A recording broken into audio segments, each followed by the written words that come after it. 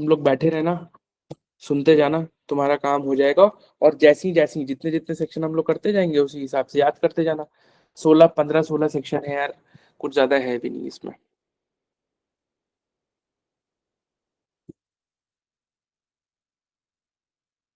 Allow to share, लोगो देखो।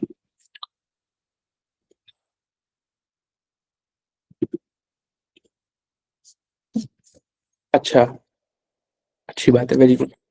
देखो जो जो एक्ट्स करेंगे वो तो रिपीट होंगे अलग अलग स्टेट में एनीवेज।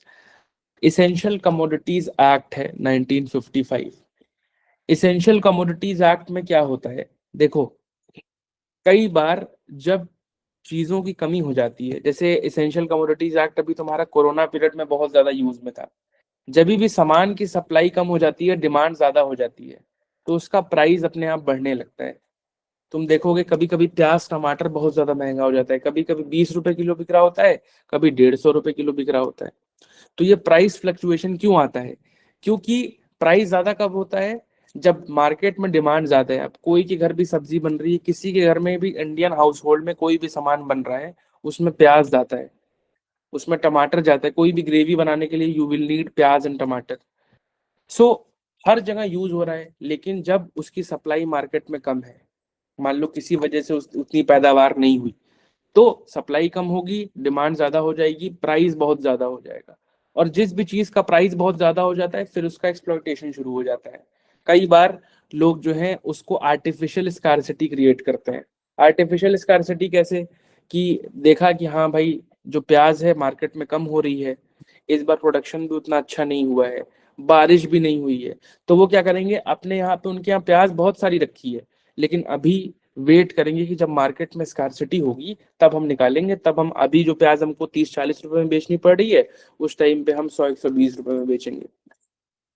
तो ब्लैक मार्केटिंग होती है, आर्टिफिशियल स्कार्सिटी क्रिएट की जाती है, क्योंकि because they, the sellers have the item but they do not release the item in the market. उनके पास आइटम होता है, उनकी इन्वेंट्री में सब कुछ पड़ा होता है, बट वो बेचने नहीं जाते हैं, क्योंकि उनको पता होता है कंडीशंस को देख के कि इस बार प्याज की कमी होने वाली है। जब प्याज की कमी होगी, डिमांड तो मार्केट में बहुत ज्यादा है, हर रोज कितनी सारी प्याज बिक रही है, लेकिन सप्लाई कम हो जाएगी। जब सप्लाई कम हो जाएगी तब मैं मार्केट में छोड़ूंगा, और तब जो है उससे पैसे कमाऊंगा। तो सिर्फ प्याज के मामले में नहीं, बहुत सारी ऐसी चीजें होती हैं जो हम रोजमर्रा के सामान के लिए यूज करते हैं, उसे कहते हैं इसेंशियल कमोडिटीज। अभी कौन कौन सी इसेंशियल कमोडिटी हम देख लेंगे, एक्ट में ही लिखा है कि इसेंशियल कमोडिटीज क्या क्या है। So to regulate those essential commodities, अब सोचो इंडियन मार्केट में दाल चावल कम हो जाए, जिसपे ज्यादातर इंडिया रिलाई करता है खाने के लिए, और उसकी लोग ब्लैक मार्केटिंग शुरू कर दे। कोरोना के टाइम पे लोगों ने मास्क की ब्लैक मार्केटिंग शुरू की थी। सैनिटाइजर्स जो है, 10 10 रुपए के सैनिटाइजर्स बहुत महंगे महंगे बेचने शुरू कर दिए थे। जब शुरुआत में लोगों को घबराहट होने लगी, तो सैनिटाइजर जो वर्ड फेमस हुआ, वो कोरोना के दौरान ही फेमस हुआ। तो people were black marketing sanitisers, they were black marketing जो N95 मास्क होते हैं, और कई तरीके के मास्क थे, तो उसको भी तुम इसेंशियल कमोडिटीज एक्ट में डाल दिया था। अभी मैं तुमको दिखाता हूँ इसेंशियल कमोडिटीज एक्ट में, स्क्रीन शेयर करूँ?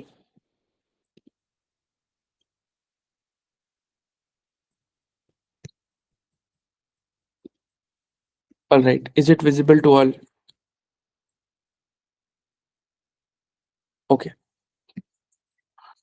सो इसेंशियल कमोडिटीज में देखो, ये जो है ये स्केड्यूल है, इसेंशियल कमोडिटीज एक्ट है, उसमें एक स्केड्यूल अटैच्ड है।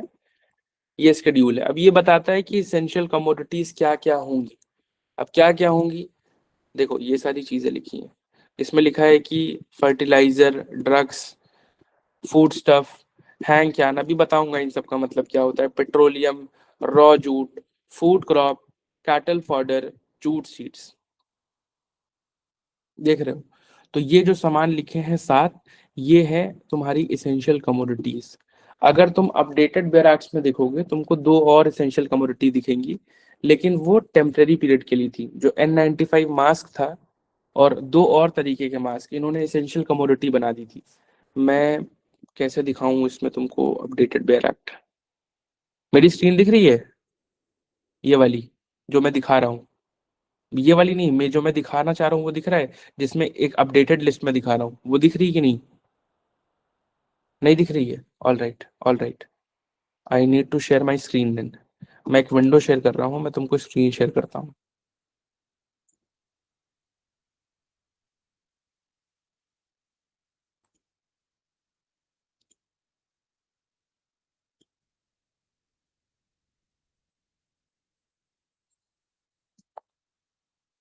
अब तुमको मेरी पूरी स्क्रीन दिख रही होगी, ठीक है?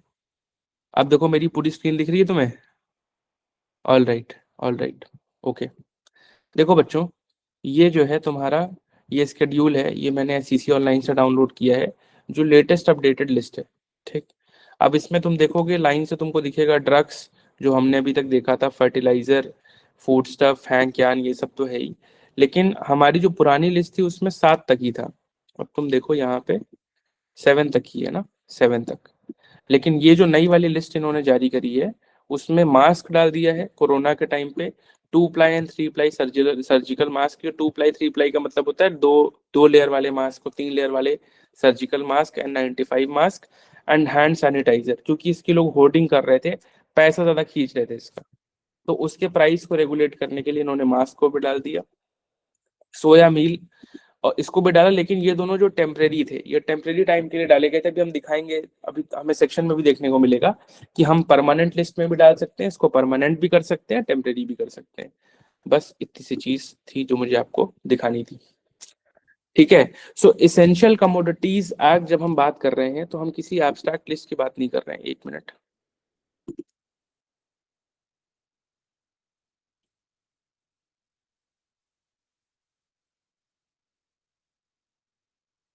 ओके, तो जब हम इसेंशियल कमोडिटीज की बात करते हैं, तो बाकी जो है वो तो टेम्परेरी पीरियड के लिए था। 95 मास्क कोरोना के लिए था। उसके बाद सोया मील है, वो सोया मील का मतलब ये होता है कि सोयाबीन ऑयल निकालते हैं, उसके बाद जो सामान बच जाता है उसको सोया मील कहते हैं। तो वो टेम्परेरी पीरियड के लिए था, उसको हटा दिया गया है। अभी हमारे पास 7 है। इन 7 में जो भी चीज फॉल करेगी उसको गवर्नमेंट रेगुलेट करती है। गवर्नमेंट रेगुलेट करने का मतलब ये है कि उसकी आप होर्डिंग नहीं कर सकते, कि आप उसको रख दें और आर्टिफिशियल स्कार्सिटी क्रिएट करें कि नहीं नहीं अभी नहीं बेचेंगे, जब प्राइस ज्यादा होगा तो बेचेंगे। हो सकता है कि उस पर प्राइस सीलिंग लगा दे सरकार, कि आप इस ज्यादा अमाउंट में बेच ही नहीं सकते, आप इतना ही होल्ड कर सकते हो, इतना ही सामान रख सकते हो अपनी इन्वेंट्री में। तुम बोलोगे हमारे पास तो पैसा है, हम तो, क्योंकि उस टाइम पे जो बिजनेस करने वाले लोग हैं जिनके पास पैसा है, वो तो सारा सामान खरीद लेंगे, होल्ड कर लेंगे। अब मान लो उन्होंने 2 लाख बॉटल खरीद ली सैनिटाइजर्स की एक शहर में, और अपने मन के रेट पे बेचेंगे। तो ये सारी चीजें कंट्रोल करने के लिए, जब चीजों की सप्लाई लिमिटेड होती है और डिमांड ज्यादा होती है, तो उस चीज में आर्टिफिशियल स्कार्सिटी क्रिएट हो जाती है। आर्टिफिशियल स्कार्सिटी वो क्रिएट करते हैं। उस चीज से बचने के लिए मेनली हम इसेंशियल कमोडिटीज एक्ट में सामान डाल देते हैं, और इसेंशियल कमोडिटीज एक्ट में डालते ही फिर वो उसका फ्री रेगुलेशन नहीं हो सकता। जो नॉर्मल बिजनेस के ऊपर रूल्स लगते हैं वो उस पर नहीं लगते। आप नॉर्मल बिजनेस में आपका सामान है, आप उसकी प्राइस लिस्टिंग करोगे, आप अपने हिसाब से बेचोगे, लेकिन फिर सरकार उसको रेगुलेट करने लगती है। सरकार ये भी कह सकती है कि अच्छा इतना सामान तुम रखे हो, एक काम करो, आधा सामान तुम हमको बेचोगे और हमारे रेट पे बेचोगे, और वो तुमको बेचना ही पड़ेगा, तुम्हारे पास कोई दूसरा ऑप्शन नहीं है।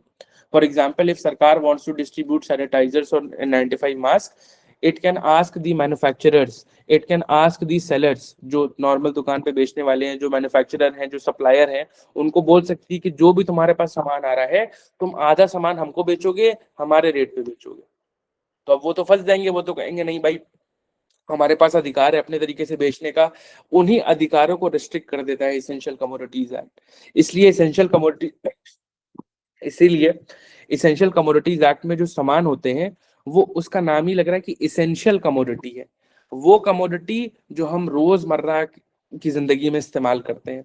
बाकी नॉर्मली ऐसा नहीं कि कोई कोई परफ्यूम डाल दिया जाएगा, कोई कार डाल दी जाएगी, बाकी आप रेगुलेट करोगे, लेकिन जो रोजमर्रा के सामान है उसमें एक्सप्लॉयटेशन जनता का नहीं होना चाहिए। बस उस पर्पज से बना है। देखो, अभी हम लोग देख लेते हैं क्या क्या है इसेंशियल कमोडिटीज, उसके बाद अपन सेक्शन देख लेंगे। सबसे पहला है ड्रग्स। तो what do you mean by drugs? What do you mean by drugs?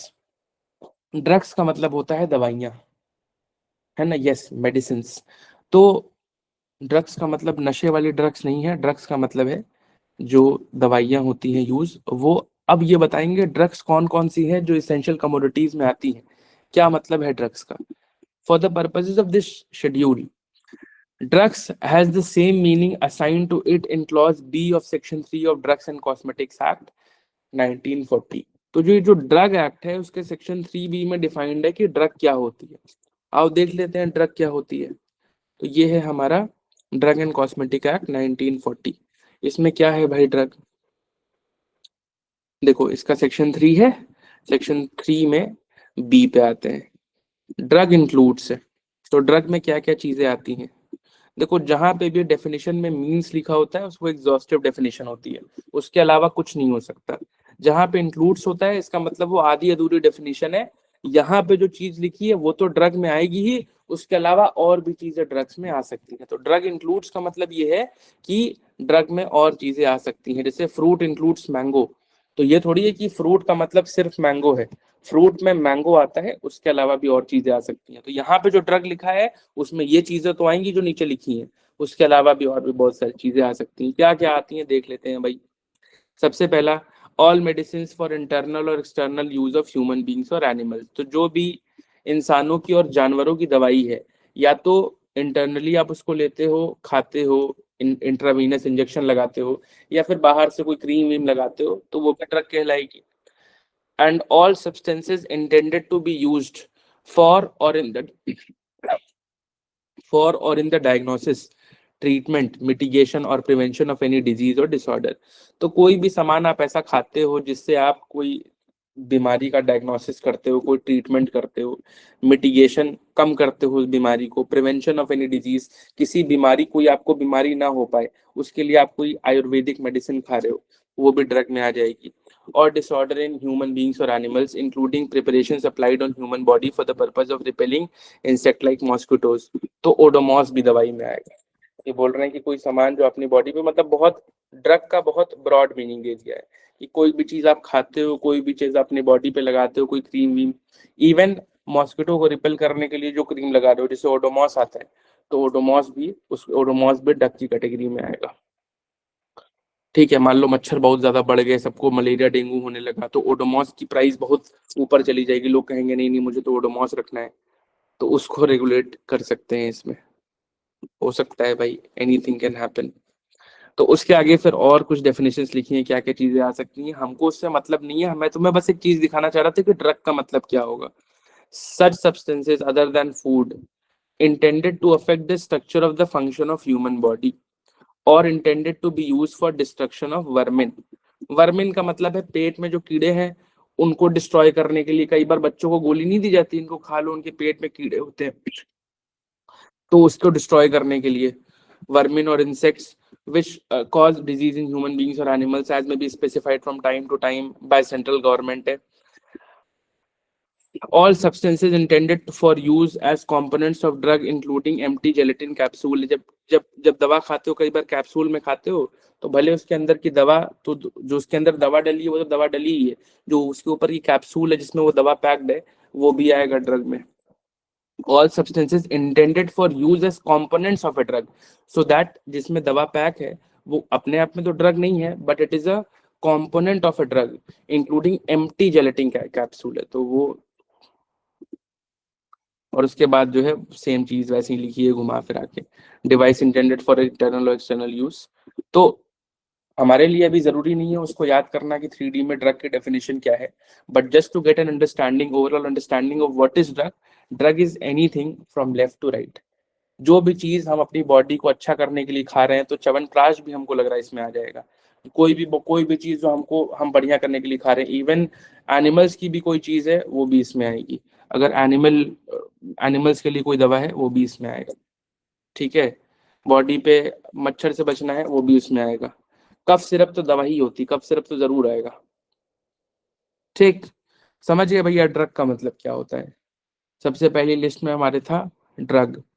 उसके बाद क्या होता है, सेकेंड है फर्टिलाइजर, वेदर ऑर्गेनिक इनऑर्गेनिक और मिक्स्ड। फर्टिलाइजर का मतलब खाद, उर्वरक कहते हैं ना उसको, खाद। अब खाद जो है ऑर्गेनिक भी हो सकता है, ऑर्गेनिक खाद ऑर्गेनिक खाद हो सकता है, या फिर जैसे फीकल मैटर नहीं होते बहुत सारे एनिमल्स के, तो वो ऑर्गेनिक खाद की तरह इस्तेमाल किए जाते हैं। इनऑर्गेनिक खाद यानी जैसे अमोनिया अमोनिया बनाया जाता है फैक्ट्री में, तो हर तरीके का खाद भाई। और क्या है, फूड स्टफ, फूड स्टफ मतलब खाने पीने की चीजें, including edible oil seeds and oils. तो ऑयल सीड क्या होता है, देखो ऑयल, ऑयल सीड का मतलब कोई भी सीड जिसमें से ऑयल निकलता है। फॉर एग्जाम्पल मस्टर्ड सीड होते हैं, मस्टर्ड सीड्स होते हैं उसमें से ऑयल निकलता है, तो वो है एडिबल ऑयल सीड्स। अब जैसे जैसे तुम्हारा, जैसे हम लोग sunflower, yes yes mustard sunflower, उसके अलावा हम लोग वो खाते हैं मूंगफली, ठंडियों का टाइम में मूंगफली खाते हैं, मूंगफली का भी तेल निकलता है। तो मूंगफली इज एन एडिबल, एडिबल तुम्हारा क्या कहते हैं ये oil seed, edible oil seed, क्योंकि उसमें से ऑयल भी निकलता है, उसको अपन खा भी सकते हैं, सनफ्लावर या मस्टर्ड भी। तो ये चीजें भी आती हैं तुम्हारी। तो फूड स्टफ खाने पीने की चीजें including edible oil seeds and oils. तो एडिबल ऑयल सीड्स जो भी चीज, जैसे मूंगफली हो गया ऑयल सीड है जिसको हम खा भी सकते हैं, मस्टर्ड ऑयल हो गया तो मस्टर्ड ऑयल भी अपन खाते हैं।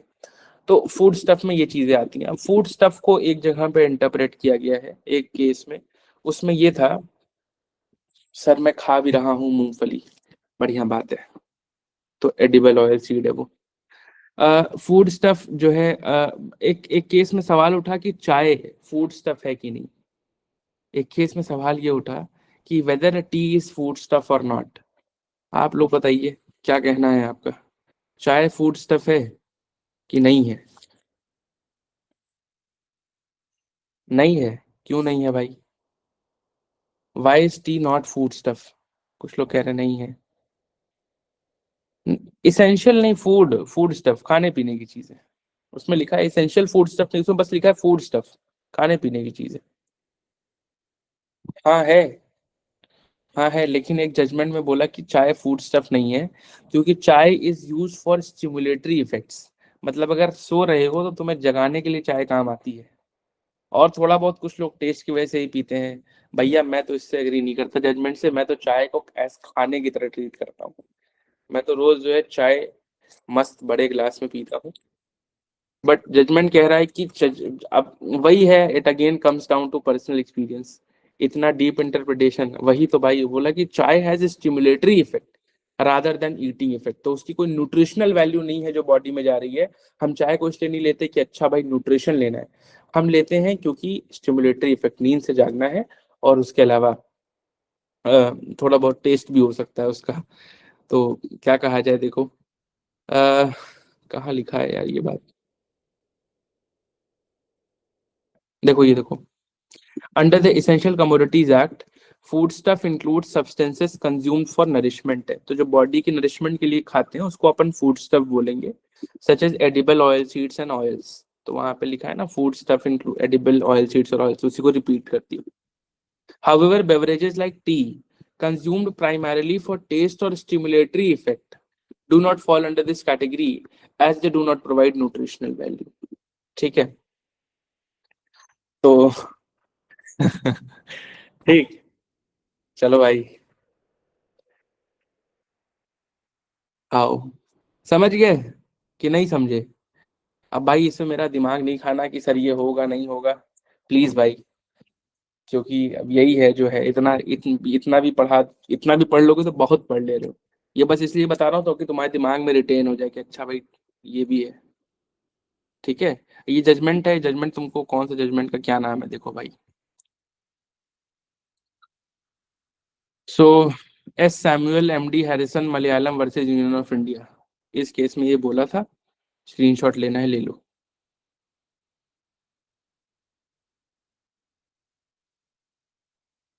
अरे कहाँ गए तुम लोग?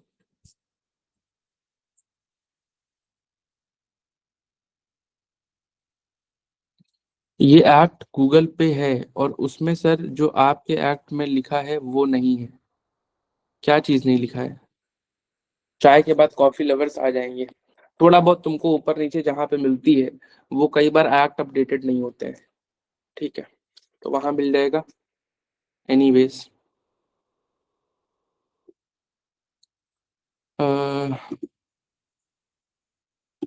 हैंक यान made Holi from cotton, hang यान मेड होली फ्रॉम कॉटन, इसका मतलब ये है, देखो यान का मतलब होता है धागा, धागा, और हैंग का मतलब होता है बेसिकली एक बांधने का स्टाइल। तुम देखोगे जो धागे होते हैं वो ऐसे ऐसे बंधे होते हैं, इन्फिनिटी का जो साइन होता है उस तरीके से बंधे होते हैं। कभी तुमने देखा है धागे को? कभी हम लोग ऐसे पतंग भी लपेटते थे तो ऐसे ऐसे आदमी लपेटता है, क्योंकि वो सबसे मेरे ख्याल से फीजिबल शेप होता है किसी भी चीज को लपेटने का। तो हैंग जो है, तुम्हारा यान का मतलब होता है धागा, हैंग का मतलब होता है एक स्पेशल शेप में ऐसे से, मतलब धागे का एक बंडल। धागे का बंडल किस चीज का धागा? Made होनली from cotton. तो कॉटन के धागे का एक पूरा गुच्छा। तो मतलब बेसिकली कॉटन को भी इसेंशियल कमोडिटी बना रहे हैं, कॉटन कॉटन के धागे को इसेंशियल कमोडिटी इन्होंने बना रहे हैं। ठीक।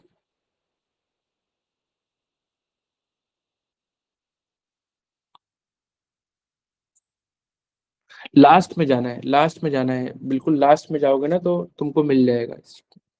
शेड्यूल डाल के सर्च करो, शेड्यूल डालो, कंट्रोल एफ मारो, तुमको मिल जाएगा। उसके बाद पेट्रोलियम एंड पेट्रोलियम प्रोडक्ट। उसके बाद रॉ जूट। ये एंड है भाई, पता नहीं क्यों यहाँ पे हाई लिखा है। Raw jute and jute textile से। जूट का मतलब जानते हो? जूट, देखो ये जूट बैग है। गनी बैग्स देखे हैं? बोरा देखा है? बोरा, बोरा जो है जूट का बना होता है। ये देखो ये गनी बैग है, ये मेरी मम्मी का बैग है, ये जूट बैग है।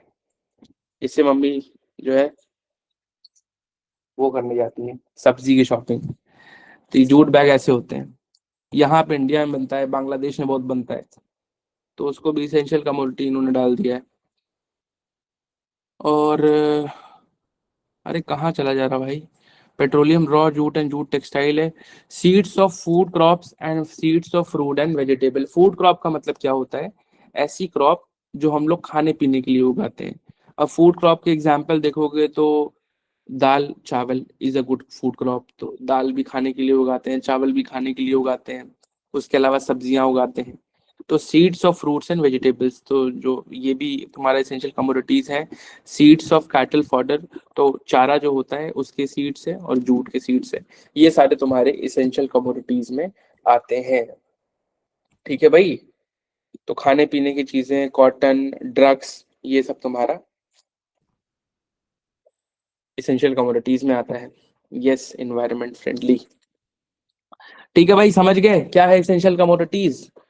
अब इसलिए मैंने तुमको इसेंशियल कमोडिटी सबसे लास्ट में दे रखा है याद के, लेकिन मैंने तुमको अभी इसलिए पढ़ा दिया ताकि तुमको पता रहे कि हम किस चीज के बारे में पढ़ने जा रहे हैं। अब हम लोग खोल लेते हैं एक्ट को। ये एक्ट है कि नहीं? ये तो ड्रग एंड कॉस्मेटिक है, इसको डिलीट करो। Okay, so let us come back to the top.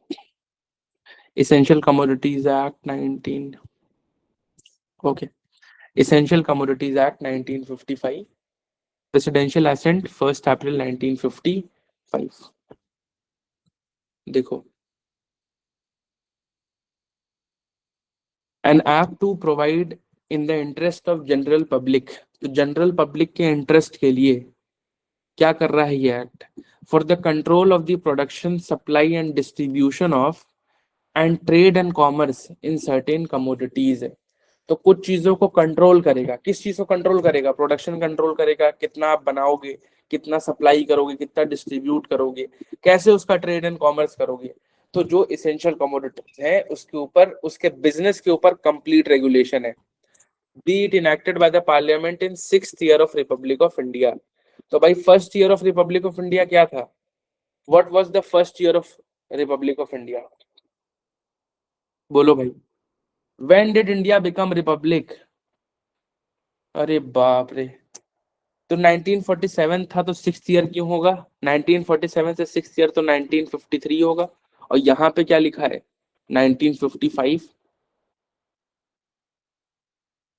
बोलो भाई। When did India become Republic? Republic day कब मनाते हैं? When is Republic day? बताओ कौन से दिन होता है? क्या 26? 26 जनवरी? 26 जनवरी?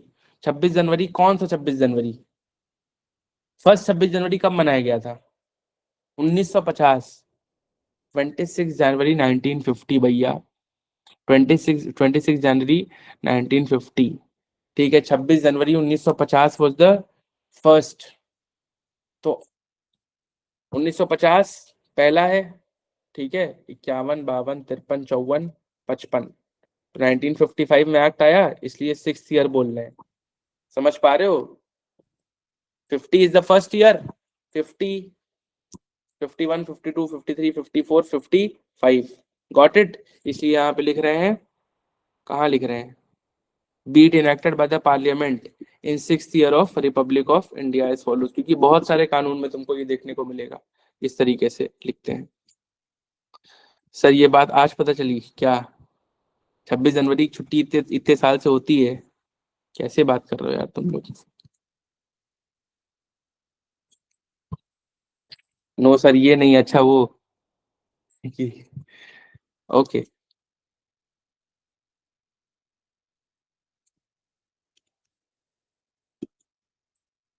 आ जाओ वापस। क्या गुंडा बनेगा रे तू? Short title and extend, this may be called the essential commodities act 1955।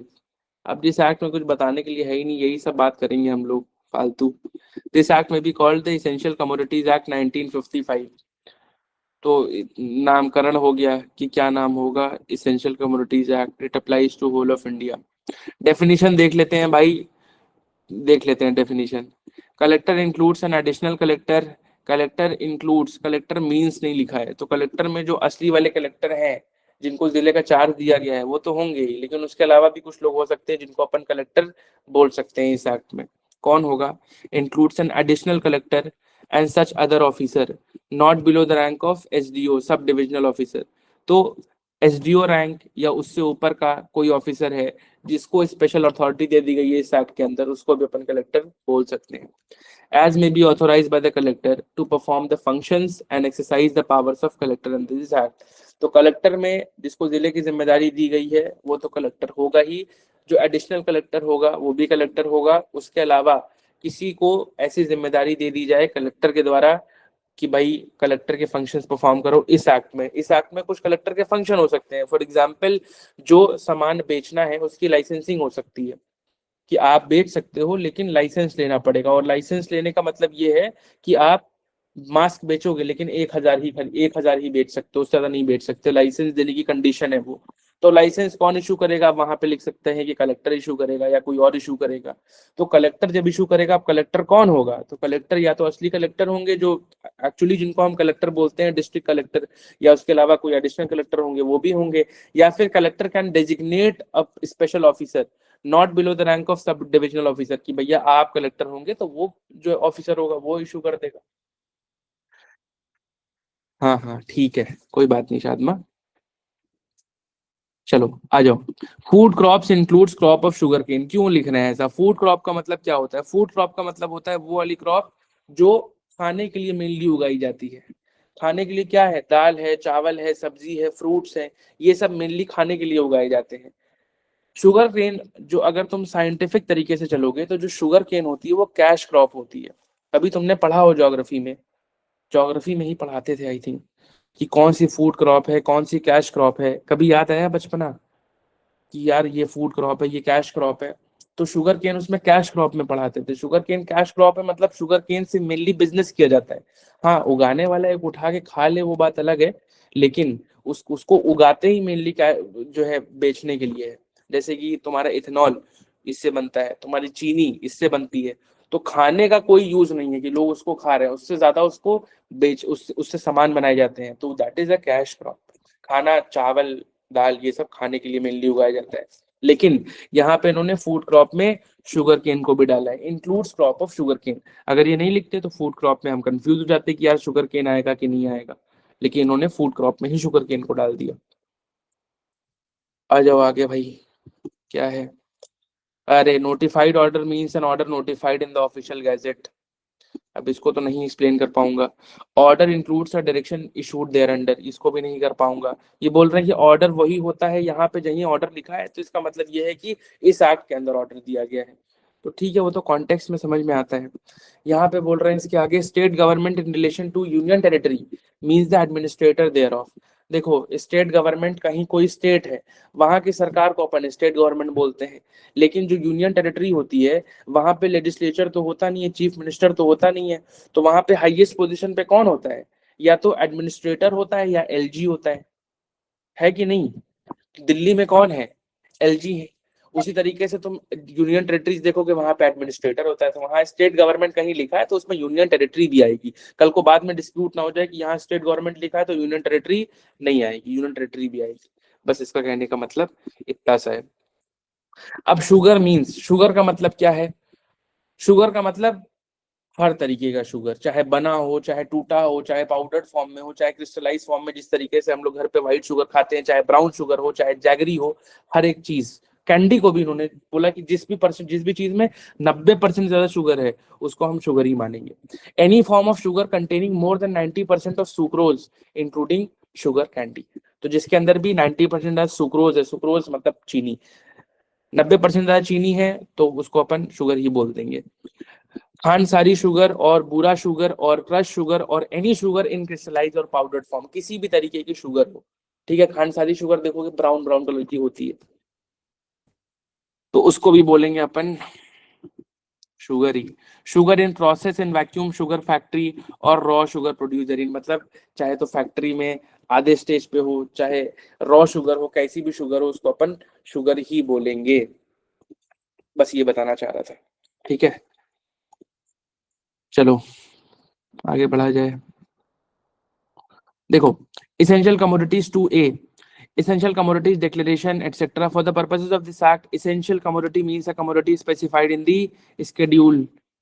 essential commodity क्या होगी? हमारे मन से नहीं, जो पीछे शेड्यूल में लिखा है, जो हमने अभी साथ पढ़ा ना, ये essential commodity होगी, वही essential commodity होगी। Second, subject to the provisions of subsection 4, the central government may, if it is satisfied that it is necessary to do so in public interest, central government को अगर लगता है कि public interest में ये जरूरी है, क्या जरूरी है, आगे बढ़ते हैं, and for reasons to be specified in the notification publish in the official gazette, तो एक रीजन निकाल के कि क्यों हम किसी चीज को इसेंशियल कमोडिटी डिक्लेयर कर रहे हैं या फिर उसको रिमूव कर रहे हैं, कर सकती है, क्या कर सकती है, उसको डिक्लेयर कर सकती है। किसी भी सामान को सेंट्रल गवर्नमेंट को अगर लगता है कि कोई चीज जरूरी है, सेंट्रल गवर्नमेंट को लगता है कोई चीज जरूरी है कि उसको स्केड्यूल में ऐड कर दिया जाए, तो ऐड कर देगी। उसको लगता है कोई चीज जरूरी नहीं रहेगी तो उसको डिलीट कर देगी, यही लिखा है यहाँ पे। Amend the schedule so as to add commodity to set schedule और remove any commodity from the set schedule. तो कोई भी चीज ऐड कर सकती है, कोई भी चीज रिमूव कर सकती है। जैसे कोरोना के टाइम पे N95 मास्क और जो 2-3 तरीके के मास्क है, उन्होंने सैनिटाइजर जो है उन्होंने डाल दिया कि भैया ये इसेंशियल कमोडिटीज में आएगा, तो ऐड भी कर सकते हैं, रिमूव भी कर सकती है। अंडरस्टूड है? In consultation with state government, तो कंसल्टेशन विद स्टेट गवर्नमेंट करके भैया वो रिमूव कर देगी, ऐड कर देगी। नेक्स्ट क्या लिखा है? Any notification issued under subsection 2 में ऑल्सो डायरेक्ट, उसमें ये भी लिखा हो सकता है that any entry that an entry shall be made against such commodity in the said schedule declaring that such commodity shall be deemed to be an essential commodity for such period not exceeding 6 months to be specified in the notification। ये बोल रहे हैं कि temporary period के लिए भी किसी चीज को हम इसेंशियल कमोडिटी डिक्लेयर कर सकते हैं, मैक्सिमम 6 महीने के लिए। तो हम ये बोल सकते हैं कि भैया हैंड सैनिटाइजर है, इसको हम परमानेंट शेड्यूल में ऐड नहीं कर रहे हैं, टेम्परेरी पीरियड के लिए हम इसको ऐड कर रहे हैं, मैक्सिमम 6 महीने के लिए। उसके आगे लाइन लिखा है कि 6 महीने ज्यादा भी हो सकता है। तो 6 महीने क्यों लिखा था भाई? खाली बढ़ाने के लिए सिलेबस। देखो, provided that the central government may in the public interest and for reason to be specified extend such period beyond the set 6 months है, तो 6 महीने के बियॉन्ड भी एक्सटेंशन हो सकता है, परमानेंट भी ऐड कर सकते हैं, डिलीट भी कर सकते हैं, उनकी मर्जी जो कर सकते हैं। ठीक है भाई, अंडरस्टूड? बोलो बोलो बोलो। ओके ओके बच्चों, द सेंट्रल गवर्नमेंट में exercise its powers under subsection 2। अब सबसेक्शन 2 की क्या पावर है? क्या पावर? ये है सबसेक्शन 2 की पावर, ऐड कमोडिटी और डिलीट या फिर रिमूव एनी कमोडिटी। तो ऐड कर सकते हैं, डिलीट कर सकते हैं, वही वाली पावर के रिस्पेक्ट में कोई बात हो रही है। द सेंट्रल गवर्नमेंट में exercise it's power under subsection 2 in respect of the commodity to which parliament has the power to make law by virtue of entry 33 list 3 in the 7th schedule to the constitution। ये बोल रहे हैं कि central government हर उस सामान को add कर सकती है, डिलीट कर सकती है जो एंट्री 33 लिस्ट 3 में दे रखा है। देखो बहुत साफ साफ तुम्हारा दे रखा है कि पार्लियामेंट किस चीज पे लॉ बना सकती है, स्टेट किस चीज पे लॉ बना सकती है। कॉन्करेंट लिस्ट में लिखा है कि दोनों किस चीज पे लॉ बना सकते हैं, स्टेट भी किस चीज पे लॉ बना सकती है, पार्लियामेंट भी किस चीज पे लॉ बना सकती है। तो जो एंट्री 33 है लिस्ट 3 की, उसमें दे के सामान रखा है किस किस चीज पे लॉ बनाया जा सकता है। पार्लियामेंट अपने जुरिस्डिक्शन के बाहर जाके काम नहीं करेगी ना, पार्लियामेंट जिस चीज पे काम कर सकती है उसी को तो ऐड करेगी। पार्लियामेंट जिस चीज पे काम नहीं कर सकती, फॉर एग्जाम्पल अगर कोई चीज ऐसी मान लो कार है, कार अगर पार्लियामेंट के डोमेन के बाहर है तो फिर पार्लियामेंट कार पे लॉ तो बना ही नहीं सकती। तो वही बोल रहे हैं कि जो अपने यूनियन लिस्ट में लिखा है उस पर तो कानून बना ही सकती है, लेकिन कॉन्करेंट लिस्ट में जो लिस्ट नंबर 3 है वो कॉन्करेंट लिस्ट है। देखो जो लिस्ट नंबर 3 है वो कॉन्करेंट लिस्ट है, उसमें एंट्री 33 है, इस सामान के ऊपर भी लॉ बना सकती है। ये है तुम्हारा entry 33। Trade and commerce in and production supply and distribution of food stuff, cattle fodder, raw jute, raw cotton. देखो कुछ लिस्ट सिमिलर ही दिख रही है, तो इन सारी चीजों पे भी पार्लियामेंट का हक है, वो इस पे भी कानून बना सकती है, इन चीजों को भी ऐड कर सकती है, इन चीजों को डिलीट कर सकती है, क्योंकि ये पार्लियामेंट के डोमेन में आते हैं। कॉन्करेंट लिस्ट का मतलब ये है कि स्टेट के भी डोमेन में आते हैं, पार्लियामेंट के भी डोमेन में आते हैं, लेकिन पार्लियामेंट का हक बड़ा होता है। सो अगर स्टेट जो है, अगर पार्लियामेंट ने उस पर लॉ बना के रखा है तो स्टेट उस पर उल्टा लॉ नहीं बना सकता। अगर स्टेट बनाता भी है, अगर स्टेट बनाता भी है तो उसको प्रेसिडेंट की एसेंट चाहिए होती है।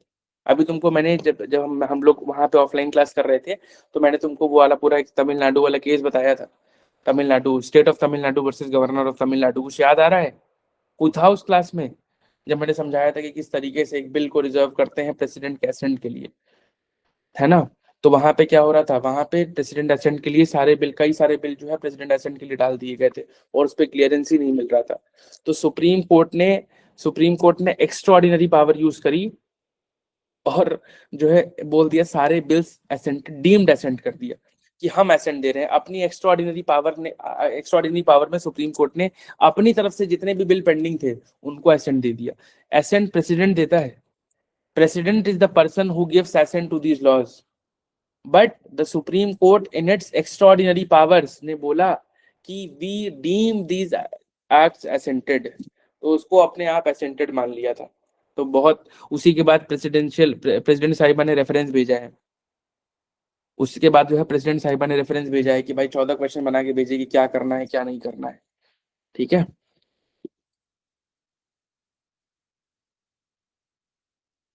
सर सेंट्रल गवर्नमेंट की बात कर रहा है ये, तो मैं समझा नहीं, तो सेंट्रल गवर्नमेंट की बात कर रहे हैं। ठीक है, every notification issued under subsection 2 shall be laid as soon as may be after it is issued before both the houses of parliament। तो एक बार जैसे ही आप किसी चीज को डिलीट करते हो या किसी चीज को ऐड करते हो, every notification issued under subsection 2, subsection 2 का काम क्या है, या तो डिलीट करना या तो ऐड करना। तो कोई भी चीज आप डिलीट करते हो, कोई भी चीज आप ऐड करते हो, तो as soon as may be after it is issued before both houses of Parliament. तो दोनों हाउसेज ऑफ पार्लियामेंट में आपको पेश करना पड़ेगा, कोई भी चीज आप डिलीट करते हो या कोई भी चीज अपने आप इशू करते हो। ठीक है, सेंट्रल गवर्नमेंट, तुम उस पर कंफ्यूज मत हो जाना, जो मैं बीच में स्टेट गवर्नमेंट की बात करने लगा, मैं एग्जांपल दे रहा था कि किस तरीके से एसेंट वाला। ठीक है, वो तो उस पर चला गया था ना, मैं अभी बात करने लगा था governor of Tamil Nadu versus state of Tamil Nadu. बाकी इससे उसका कोई रिश्ता नहीं है। ठीक है, चलो we'll meet tomorrow. Thank you so much, bye bye, take care.